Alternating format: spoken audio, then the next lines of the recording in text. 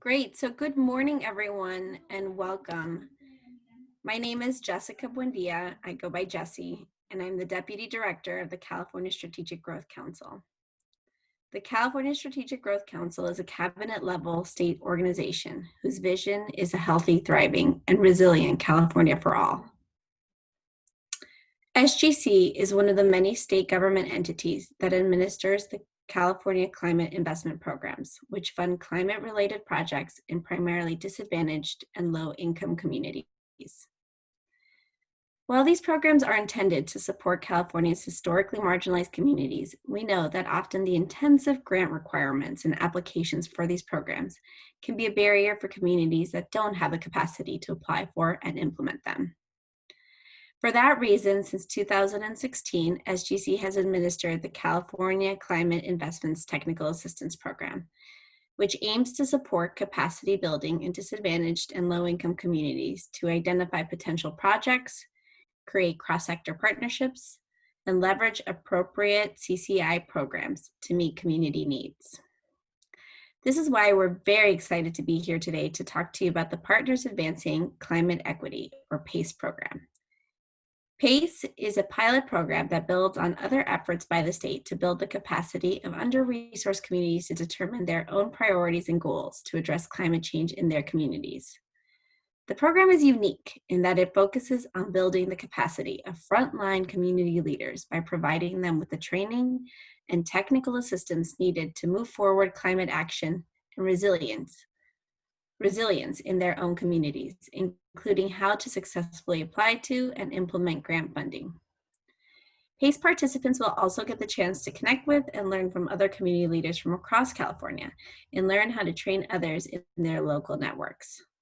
The program understands the values of communities' lived experiences and aims to assist communities to determine their own climate resilience and priorities. We hope that PACE will launch an ongoing cycle of capacity building and community empowerment, and we're really excited to see where this program goes. I will now pass it over to Coral to introduce the project teams that's behind this effort. Great, thanks Coral. Hi everyone, good morning. I'm Yi Wang with the Green Lining Institute.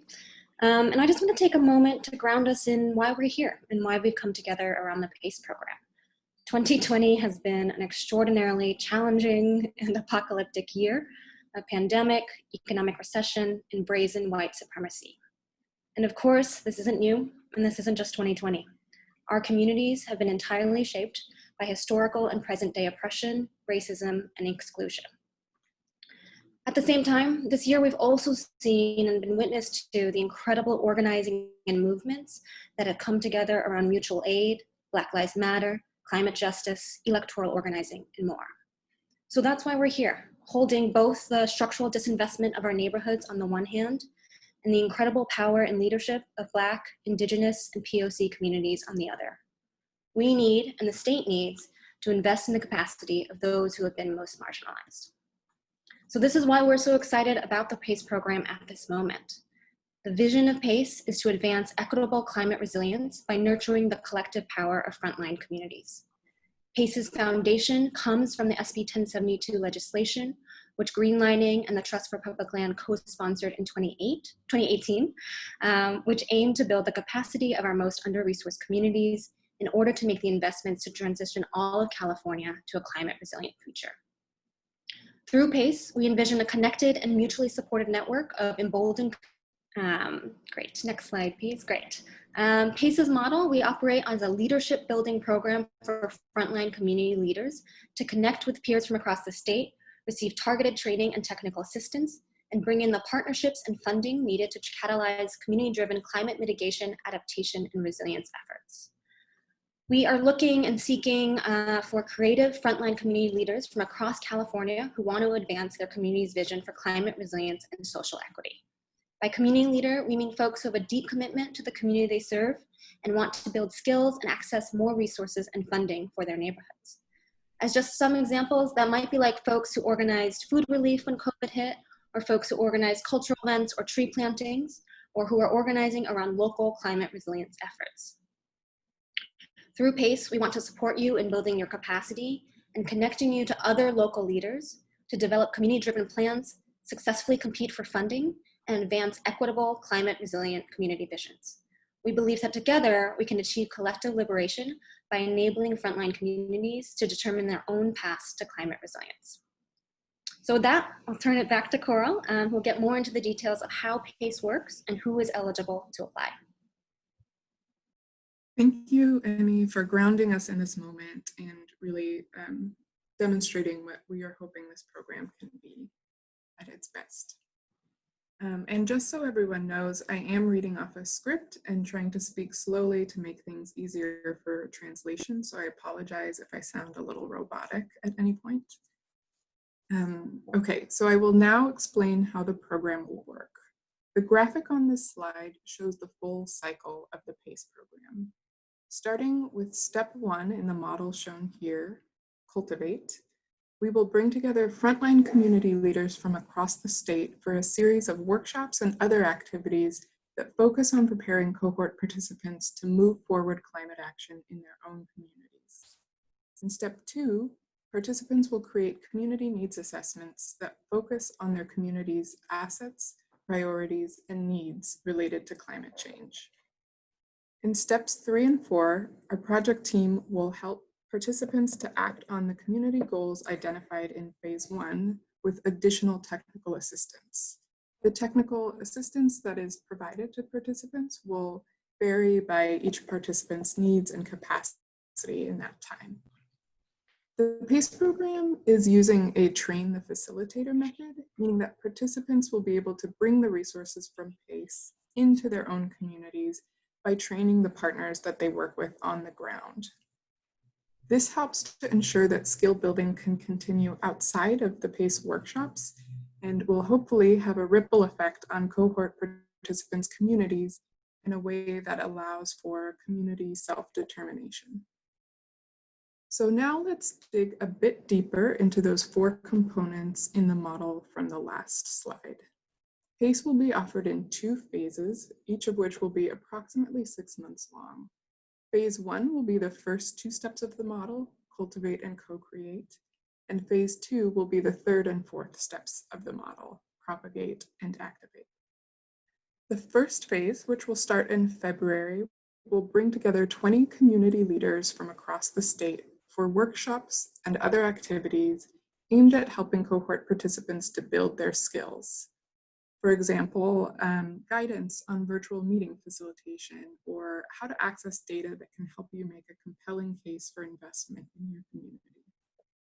The curriculum will also have a strong focus on available climate-related funding sources from state, local, federal government, as well as strategies to develop strong grant applications. In phase 1, participants will also create community needs assessments. To create these assessments, participants will combine existing available data about their communities with an analysis of their community's assets, strengths, barriers, and needs. These will help participants and the partners that they work with to identify their community's priorities, as well as opportunities to advance local climate action. Also, given the many ways that COVID-19 has impacted communities this year, the needs assessments and the workshops can also help folks to think through how their communities can effectively respond to COVID, especially as it relates to climate impacts. In phase 1, participants will also get the chance to practice the skills that they'll be developing during the cohort, as well as connect with and learn from other participants that will be from areas all over the state and may face similar barriers, even if participants are from very different regions. The workshops will be offered in both English and Spanish, depending on participants' needs and preferences. So after the development of the needs assessments, technical assistance will be available to help participants implement the goals that were identified in phase 1. Cohort participants will receive guidance from our team on how they can tap into the expertise and power of their network to advance the priorities identified in the community needs assessments. For example, if a participant's needs assessment identified that community members want more outdoor space for their kids to play, but they're also worried about allowing their kids to walk to existing parks because they're are no safe sidewalks, in this technical assistance phase, our team could work with a participant to figure out what partners they need to address those issues. So the Department of Public Works or Parks and Recreation, as well as other nonprofits in the area or businesses, any other stakeholders, what funding programs exist to address those problems, and then how to make a plan with the local partners to apply for those funding sources. And all of this has the end goal of building further community capacity to achieve climate resilience.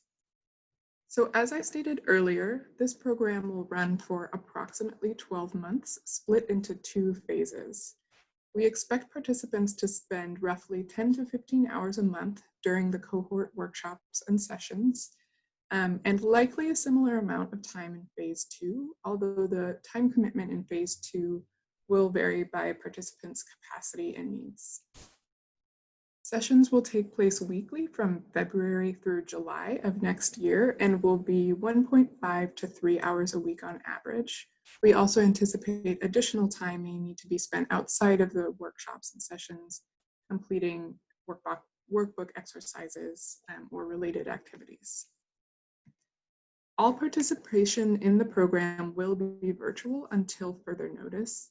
We anticipate that at least the first half of the program, phase 1, will be entirely virtual, but there may be an opportunity for some in-person convenings later in the program. All of that is dependent on local and state COVID-19 guidelines, though. The dates and times for workshop sessions are not currently set. We anticipate workshops to take place during normal working hours, as well as some additional time outside of those scheduled times, like I mentioned, to complete exercises. We do hope that the learnings from PACE will contribute to the work that you do as a part of your organization. We have also included a question in the application about the times that work best for your participation. And once the final cohort is selected, we will again poll cohort members to try to find meeting times that accommodate the most people possible. However, we do expect that some cohort participants will need to schedule their normal work commitments around PACE sessions in order to avoid schedule conflicts. So participants will receive up to $8,000 to support the costs of participation in the program, as well as for their work developing the community needs assessment. We are still working to determine the payment structure and schedule for participants, but as soon as we have that information, we'll include an update in our frequently asked questions document that Natalie earlier mentioned we are currently working on. Cohort participants will also benefit from the program by developing their skills in how to access data and available funding resources, forming and sustaining partnerships that are needed to move the work forward, identifying community needs and priorities, and then strategies to address those needs and priorities, as well as navigating the institutions that are relevant to that work.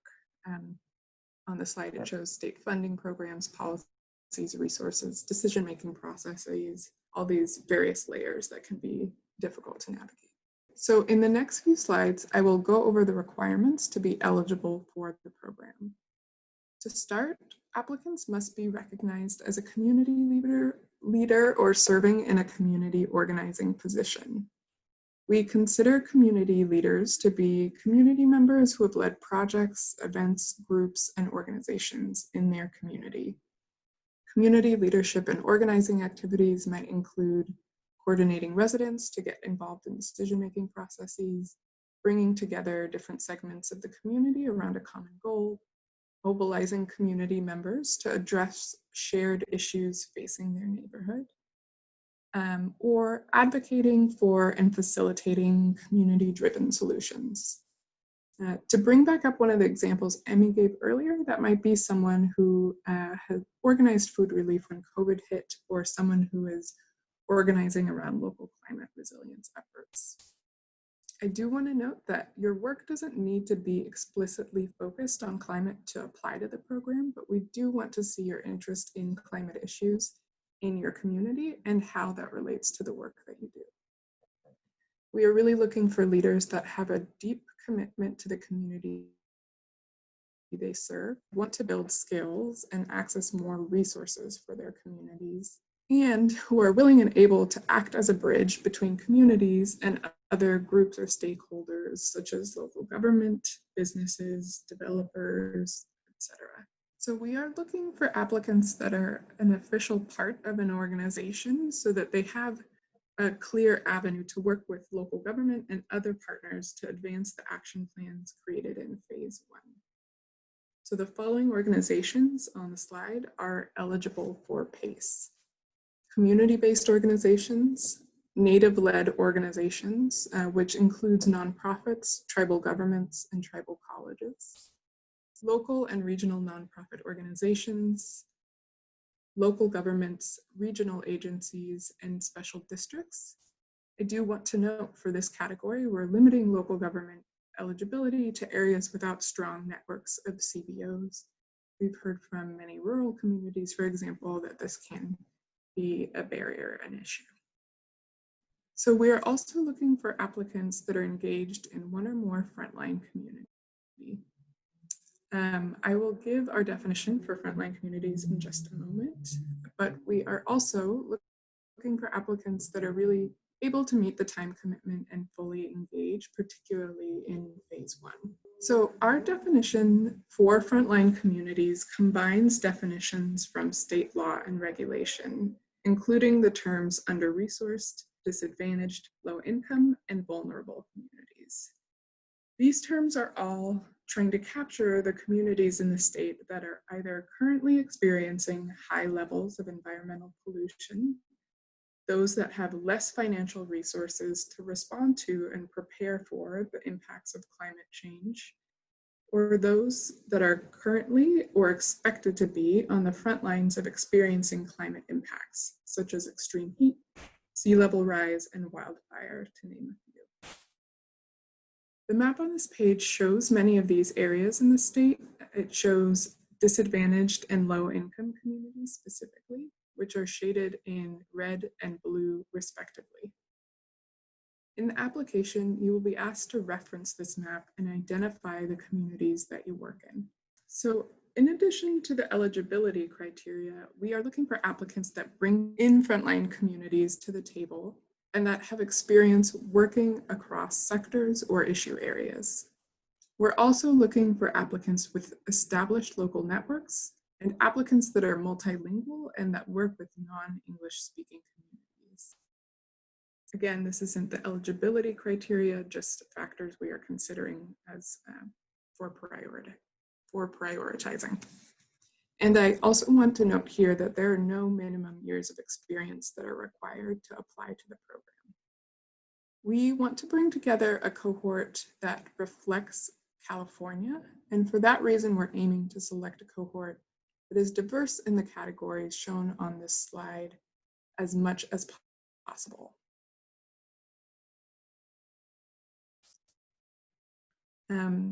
Next slide, please. So the application is currently open and closes Monday, December 3rd. Notifications will be sent to finalists by December 11th. So we do want to let you know that the application is also available through a Google form in English and Spanish. And there's also a downloadable Google Doc template to help you fill out your answers. Like I said, the application closes on Thursday, December 3rd at 5 p.m. There's also a nomination form found within the application. If you think someone would be a good fit, please fill out this nomination form. The nominee will still need to submit their own application and will be evaluated against all other applicants. And I might have already said this, but just to make sure I'm reiterating, notifications will be sent to finalists by December 11th. We will hold interviews with finalists from December 15th through December 18th. Those last 2 dates are new, so please make note of them. And the finalist interviews will be about 30 minutes over Zoom. So we will be taking time in December and January to finalize the cohort, and we will announce the selected cohort members on January 25th of next year. We are expecting to launch the program officially on February 11th. And all of these dates are on the PACE website.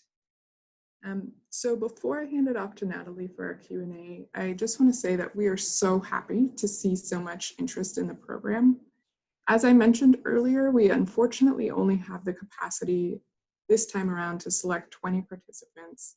And from the response so far, we're expecting the application to be very competitive.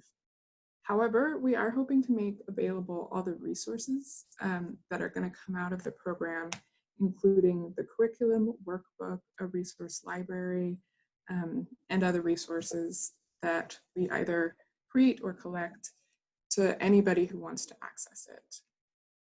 So with that, thank you all so much. I know that was a lot of information. Now I'm going to pass it off to Natalie at Climate Resolve so we can begin the question and answer portion of the webinar. Hi, Coral. Thank you so much, everyone. So this is a recap slide of what we said earlier. A lot of you have been putting questions into the Q&A box, which is really helpful. So I just want to encourage others to do that as well. And we'll do our best to answer the questions that we have today. But again, if we don't get to all of them, there will be an FAQ document that we'll post on the PACE website at the end of this week.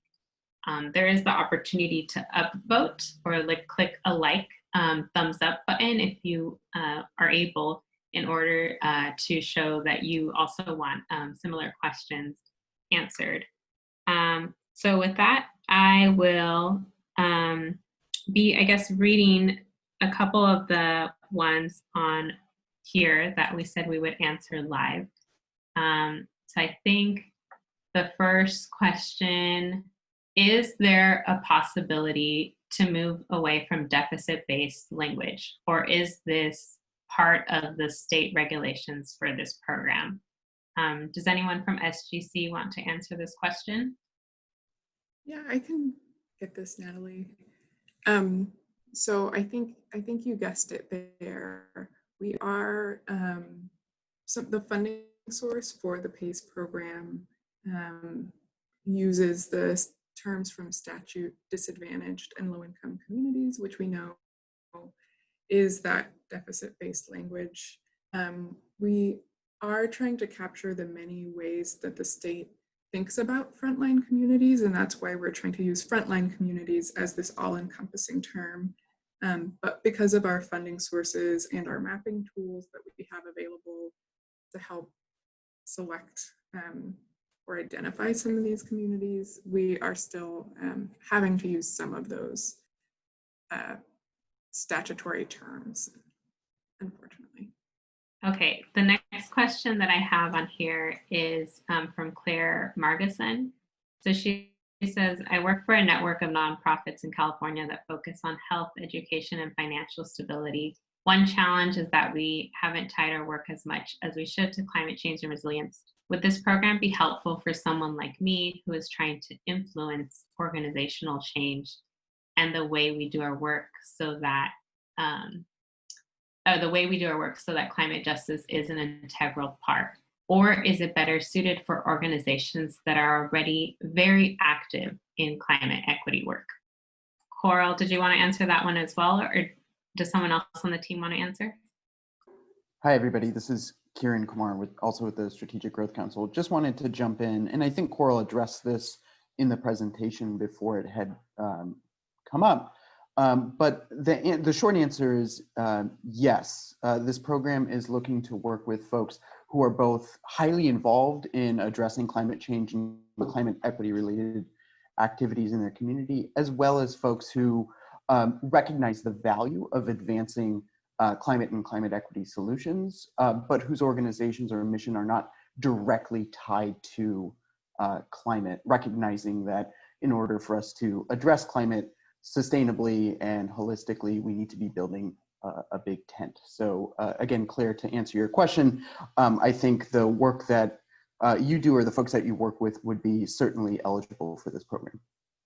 Thanks, Kieran. The next question that I have open here is from an anonymous attendee that says, Will some of your trainings emphasize use of the UN Sustainable Development Goals as a way to benchmark progress, or GRI, similar sustainability activity metrics?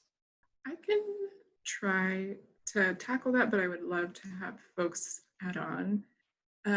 So this is really different than some other climate investment programs because it's focused on capacity building. And I think what that means is we're really focused on some more social infrastructure pieces, like helping folks to develop the right partnerships, develop action plans. And we won't necessarily through this program get to the point of funding a project that reduces greenhouse gas emissions. So I don't know if that totally answers the question. If others want to jump in and add, that would be great. Thanks, Coral. I don't have anything to add, but I will say that we are developing a lot of the curriculum right now. And so we have learning outcomes that are stated on the PACE website that we're hoping to meet.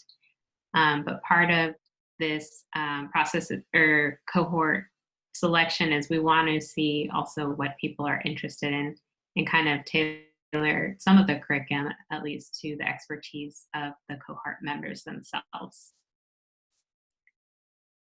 So the next question I'll read aloud is from Yashao Yang. And the question is, would the funding be awarded to the individual or to the affiliated organization that I am applying with? So I can jump into that again, but it might be great, Kieran, if you want to jump in also. We actually have secured a grant from the US EPA Environmental Justice Office for the participant support costs. That's where this $8,000 per participant is coming from. And we're still working with them to understand all our requirements around who can receive funding, what the schedule is, those components. So we might have to get back to you in the FAQ document once we receive clarity, because we don't want to have to go back and correct ourselves later. Yeah, and I would just say that once or upon selection to the cohort, we will work closely with you, your organization or your fiscal sponsor to determine the best way to structure the participant support costs, or what we've called stipends.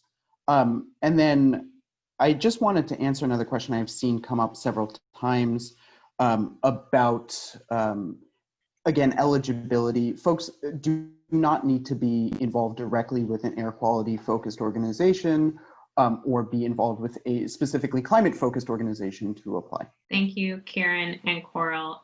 So the next question is from Stella Ursua at Grid Alternatives. She says, we have been partners on previous TCC grants and projects. Would we be eligible to participate in the PACE program? The answer to this question is yes. And we encourage folks to, of course, still look at the website and other material about the program to hone in on the selection criteria and prioritization factors that we talked about in this webinar.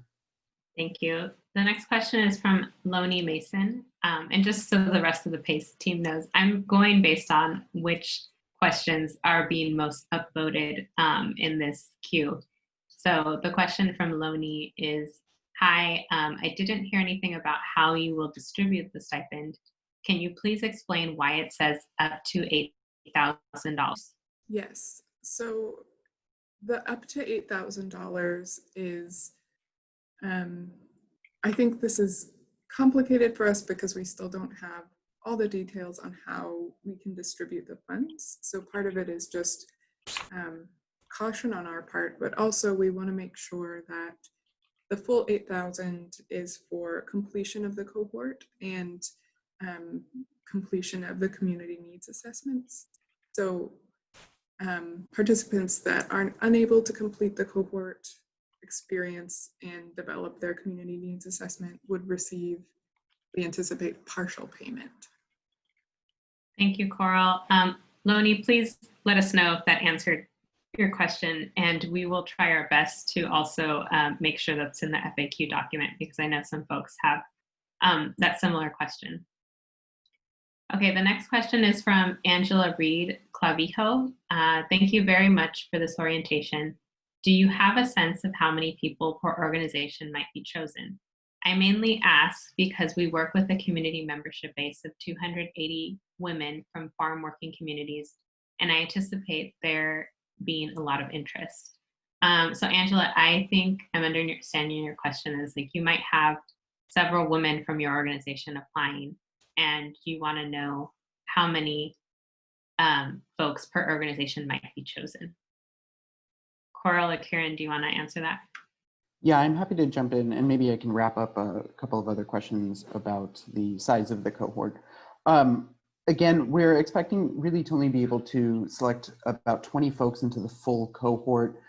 This is mostly due to the funding, as well as the fact that it's important for us to facilitate a cohort of folks where we can facilitate good peer-to-peer engagement and maintain a manageable size. That being said, we do expect to make available many of the materials and resources that come out of the Partners Advancing Climate Equity program available to the public. And so that would include the curriculum materials, the needs assessment toolkit, and a resource library that would help folks advance much of their own local climate and equity work in their community. And so if you are interested in learning more about those materials and accessing them when they become available, please sign up on the website. Thank you, Karen. This question is from Lisa Parks. If I or my organization does not get selected, could we still participate in the program without the grant support? So we unfortunately don't have capacity for folks to be attending the workshops unless they're selected. We're really wanting to make sure that this experience is pretty interactive, having a lot of time for peer-to-peer networking. However, like Kieran just mentioned, we're working to try and make as much of the resources and materials that are coming out of this program available really widely. So you might be able to go through the curriculum and see how, exercises were done or recommendations were made around developing partners for a grant application. So yeah, unfortunately, we don't have the ability to serve more people at this time, but hope that providing those resources will still help build capacity outside of. Thank you, Coral. The next question is from Angelina Cook. Will PACE use Callan-Biro-screen criteria to determine eligibility as frontline communities? Severely disadvantaged communities in rural areas are highly marginalized and underserved, but we are not overpopulated, so we rank low in terms of priority according to Callan-Biro-screen. Thank you for this question. So we are using Callan-Biro-screen, but not exclusively to define frontline communities. We're also using the AB 1550 low-income communities definition, which does cover many rural communities that aren't covered by Callan-Biro-screen. Yeah, thank you for bringing back up this map.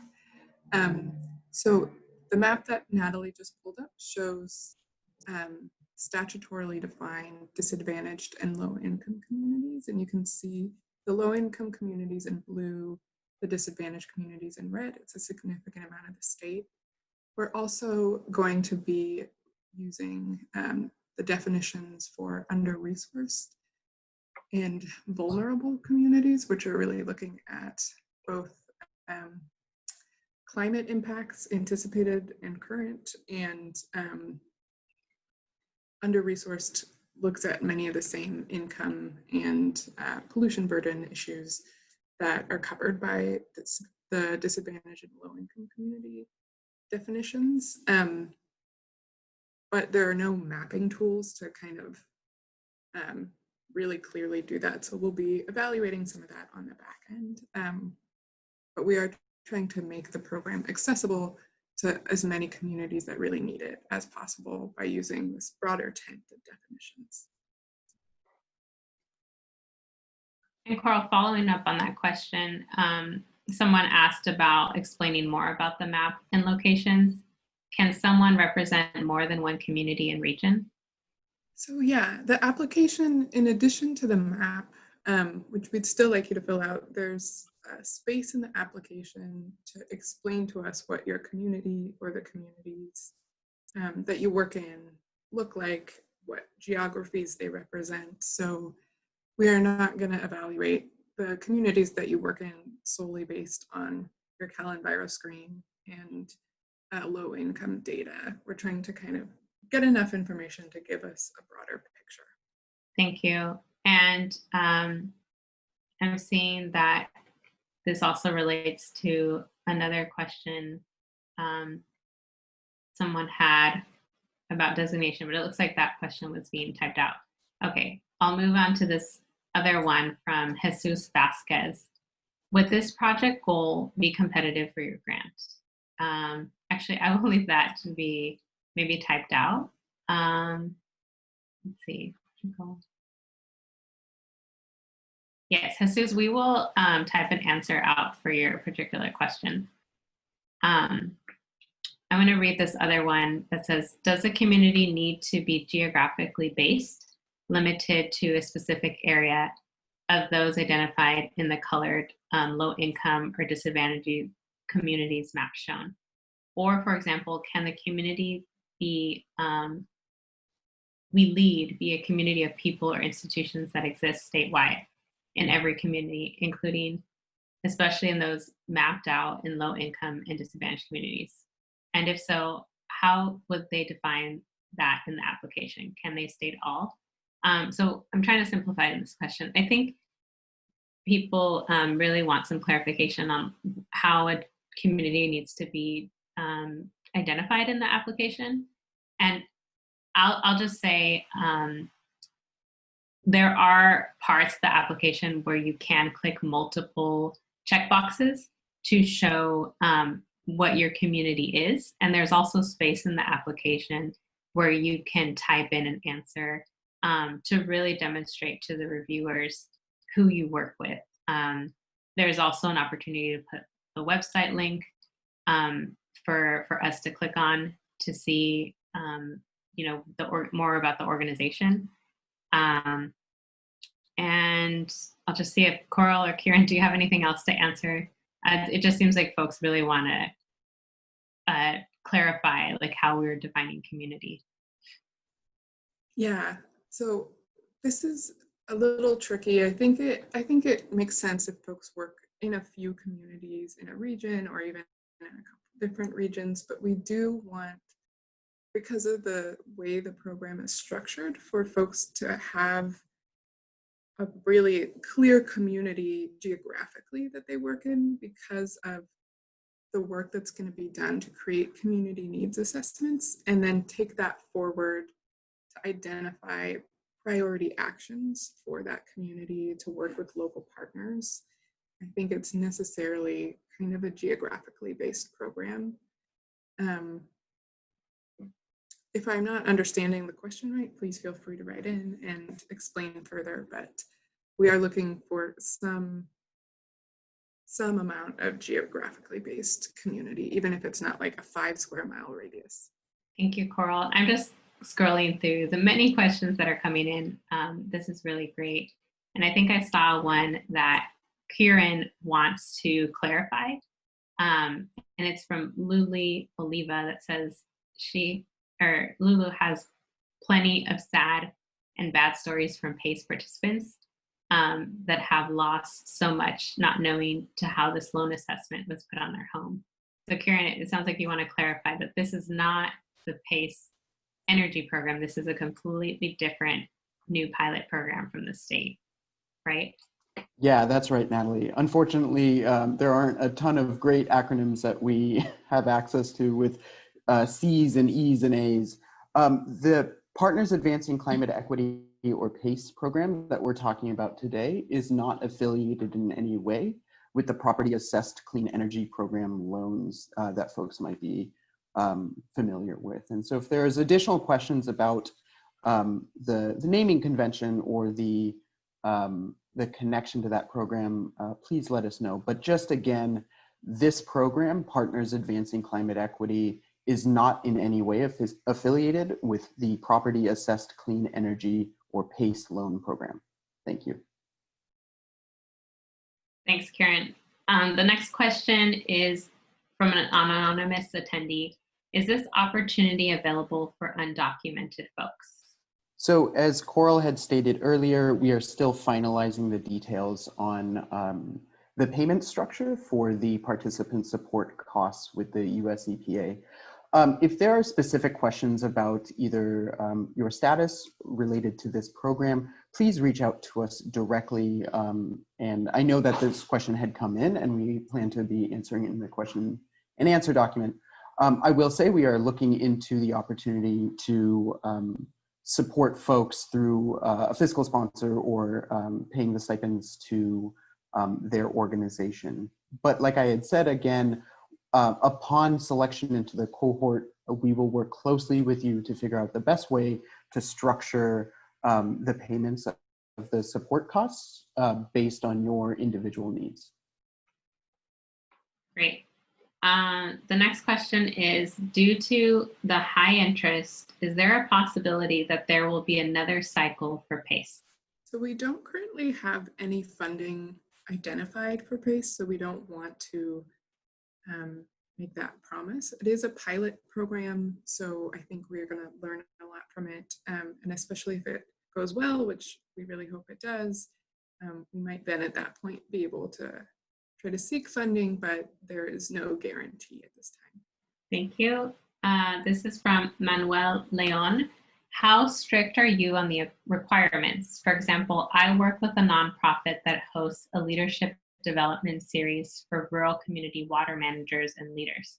Some of them don't explicitly work with directly organizations, but do participate in local efforts like food drives and such. Yeah, so we know that a lot of folks from rural communities in particular have told us that there might not be this sort of organized community-based organizations that there are in some urban areas, but there are more kind of informal networks or groups of people that do similar work. So I think in that instance, it would be something we would obviously need to evaluate in the application and kind of understand the community they work with and what they do. But we are really trying to seek out those folks who are acting as community leaders, and we'll make sure to include language on that in our published frequently asked questions document, so you can kind of take a look again and see whether that description fits some of the folks that you're thinking about. Thanks, Coral. And I chose to answer a couple of these questions together because it seems like there is some clarification needed on if more than one person can apply from the same organization, as well as if we would consider more than one organization with the same zip code. So I think people want to get a sense of maybe how competitive this application process is too, and also like how will we be selecting them geographically? Yeah, so more than one person can apply from the same organization. We're not going to just throw out applications because we got 2 or 3 from the same organization. There is no promise that the folks from the same organization will be both selected.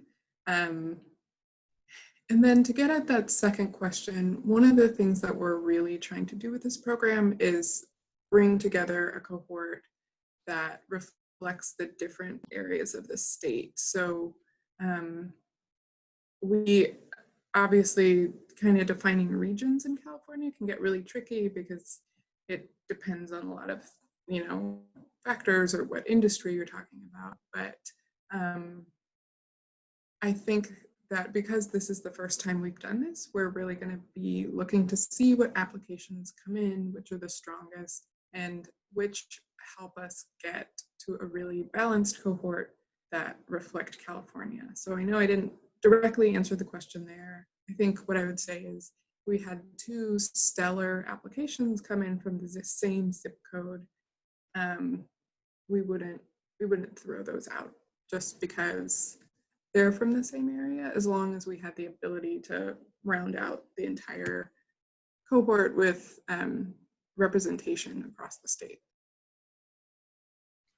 Yeah, and I just wanted to jump in to reiterate again, clearly the interest in the program so far. So we are expecting a very competitive application process and selection process, ultimately leading to that 20-person cohort. And so while we certainly are not discouraging folks from the same organization to apply, I do just want to remind folks and make aware that we are expecting a very competitive process, as well as the fact that we are looking to develop a cohort of folks from throughout the state representing multiple different communities.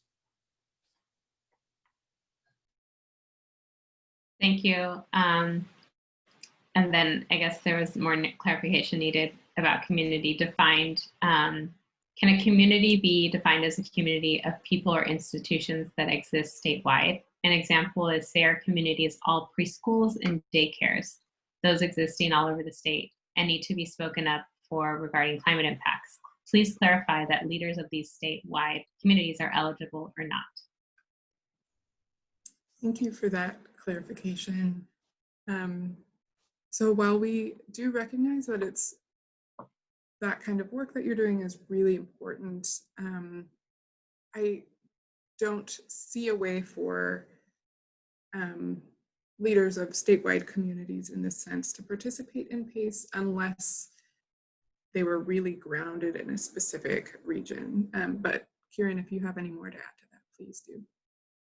Yeah, I was going to say, and maybe it merits further discussion with the person who's asking this question.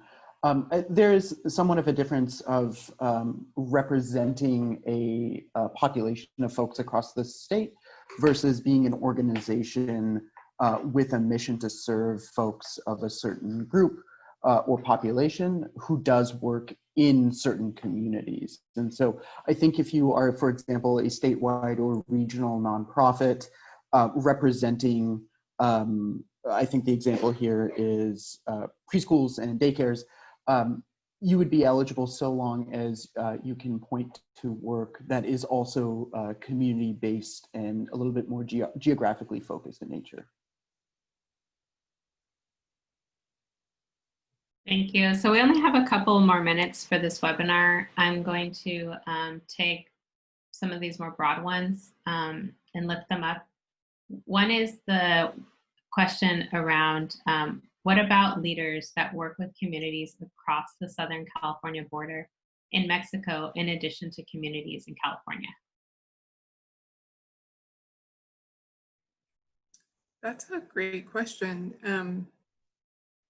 So because we're the state of California, I think that we don't have a lot of ability to, impact or help the communities that are across the border in Mexico with some of the program objectives, like finding funding opportunities, because we don't have any authority or kind of experience working with the Mexican government's funding resources. But I think in understanding broader kind of community needs and priorities that could be assessed, that could be done during phase one. And if there are funding opportunities or partnerships that could be made that could somehow benefit that whole area that are available in California or in the United States, then I think that could work and we could help those applicants. Yeah, Coral, I hope you don't mind me jumping in to offer a little bit more clarification. I want to acknowledge that there's incredible organizing and leadership development work that is happening along the US-Mexico border. And I don't want to put out a blanket statement that folks would not be eligible if they're doing that kind of work. I just do want to make clear that there are elements of the program that would become somewhat difficult, especially around supporting folks thinking through grant application or kind of similar skills, just because there are the statewide grants often are not kind of applicable or eligible across the border. And so I think the best way to answer this would be to say, please submit your application and really tell us about the work that you are doing, and then we will kind of decide if that makes the most sense for joining the cohort. And then again, I do want to reiterate, given the massive interest in this program, that we would make available many of the resources that come out of the program that may be a benefit down the road. Thank you, Karen. I think with that, we are going to be ending our webinar. Thank you so much. Muchas gracias. If you have any questions, please email us at info@partnersadvancingclimateequity.org.